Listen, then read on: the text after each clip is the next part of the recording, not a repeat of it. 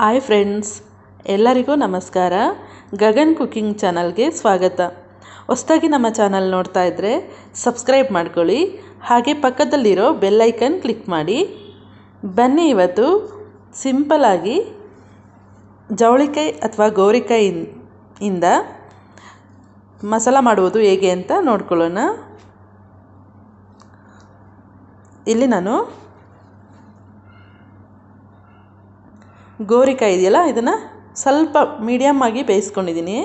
ತುಂಬ ಬೇಯಿಸಬಾರ್ದು, ಸ್ವಲ್ಪ ಒಂದು ಅರ್ಧ ಬೆಂದಿದ್ರೆ ಸಾಕು. ಇದನ್ನು ನಾವೀಗ ನಾರು ತೆಕ್ಕೊಳ್ಬೇಕು. ಈ ಥರ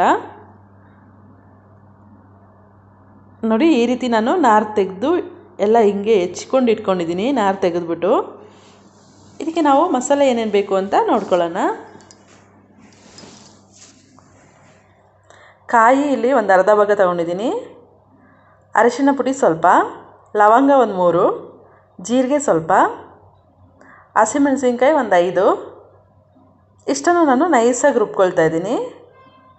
ಹಸಿಮೆಣಸಿನ್ಕಾಯಿ, ಲವಂಗ, ಜೀರಿಗೆ ಸ್ವಲ್ಪ, ಅರಿಶಿನ, ಕಾಯಿ ಇಷ್ಟನ್ನು ನೈಸಾಗಿ ರುಬ್ಕೊಳ್ತಾ ಇದ್ದೀನಿ. ಈಗ ನಾನು ಒಂದು ಬಾಣಲೆಗೆ ಸ್ವಲ್ಪ ಎಣ್ಣೆ ಹಾಕ್ಕೊಳ್ತಾ ಇದ್ದೀನಿ. ಈ ಎಣ್ಣೆ ಕಾದ ನಂತರ ನಾವು ನೈಸಾಗಿ ಏನು ರುಬ್ಬಿದ್ದೀವಲ್ಲ ಅದನ್ನು ಹಾಕಿ ಚೆನ್ನಾಗಿ ಫ್ರೈ ಆಗೋ ತನಕ ಫ್ರೈ ಮಾಡ್ಕೊಳ್ಬೇಕು. ನೋಡಿ, ರುಬ್ಬಿದ ಮಸಾಲೆನ ಹಾಕ್ಕೊಂಡು ಚೆನ್ನಾಗಿ ಫ್ರೈ ಮಾಡ್ಕೊಳ್ಬೇಕು.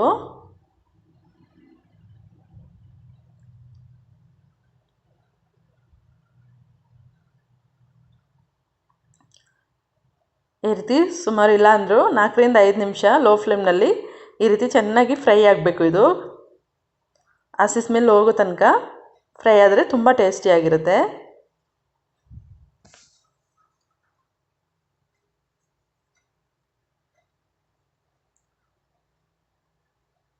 ಇದಕ್ಕೆ ನಾನು ಸ್ವಲ್ಪ ಜಾರ್ ತೊಳೆದ್ಬಿಟ್ಟು ನೀರು ಹಾಕ್ಕೊಳ್ತಾ ಇದ್ದೀನಿ.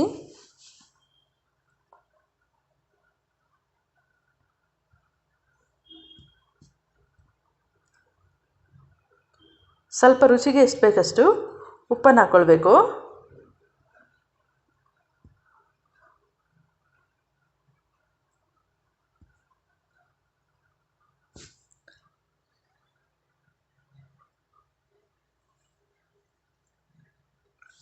ಹೀಗೆ ಚೆನ್ನಾಗಿ ಕುದಿಬೇಕು. ಮುಚ್ಚಿಡಬೇಕು. ಮಧ್ಯದಲ್ಲಿ ಒಂದ್ಸಲಿ ನೋಡ್ಕೊಳ್ಳೋಣ. ನೋಡಿ, ಈ ರೀತಿ ಕುದಿಯೋ ತನಕ ಬಿಡಬೇಕು. ಈಗ ನಾನಿಲ್ಲಿ ಗೋರಿಕಾಯಿ ಅಂತಾರೆ, ಇದಕ್ಕೆ ಜವಳಿಕಾಯಿ ಎರಡು ಹೇಳ್ತಾರೆ ಇದಕ್ಕೆ. ಜವಳಿಕಾಯಿನ ಈಗ ನಾನು ನಾರು ತೆಗೆದು ಇಟ್ಕೊಂಡಿದ್ದೀನಲ್ಲ ಅದನ್ನು ಹಾಕ್ಕೊಂಡು ಇದರಲ್ಲಿ ಅರ್ಧ ಬೇಯಿಸ್ಕೊಳ್ತೀನಿ. ಇದರಲ್ಲಿ ಮುಂಚೆನೇ ಅರ್ಧ ಬೇಯಿಸ್ಕೊಂಡಿರ್ತೀನಿ. ಇದರಲ್ಲಿ ಮತ್ತು ಮಸಾಲೆನಲ್ಲೇ ಇನ್ನು ಅರ್ಧ ಬೇಯಿಸ್ಕೊಳ್ತಿದ್ದೀನಿ. ಹಾಗೆ ಮುಚ್ಚಿಡಬೇಕು.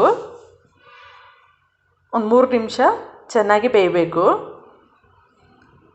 ಈಗ ಫ್ರೆಂಡ್ಸ್, ರುಚಿಯಾಗಿರುವ ಜವಳಿಕಾಯಿ ಅಥವಾ ಗೋರಿಕಾಯಿ ಚಾಪ್ಸು ರೆಡಿಯಾಗಿದೆ. ಇದು ಚಪಾತಿ, ವೈಟ್ ರೈಸ್ಗೆ ಸೂಪರ್ ಕಾಂಬಿನೇಷನ್. ಈ ರೆಸಿಪಿ ಇಷ್ಟ ಆಯ್ತಂದರೆ ಕಮೆಂಟ್ ಮಾಡಿ, ಲೈಕ್ ಕೊಟ್ಟು ಶೇರ್ ಮಾಡಿ, ಹಾಗೆ ಗಗನ್ ಕುಕಿಂಗ್ ಚಾನಲ್ಗೆ ಸಬ್ಸ್ಕ್ರೈಬ್ ಆಗಿ. ಈ ವಿಡಿಯೋ ನೋಡಿದ್ದಕ್ಕೆ ಎಲ್ಲರಿಗೂ ಧನ್ಯವಾದಗಳು.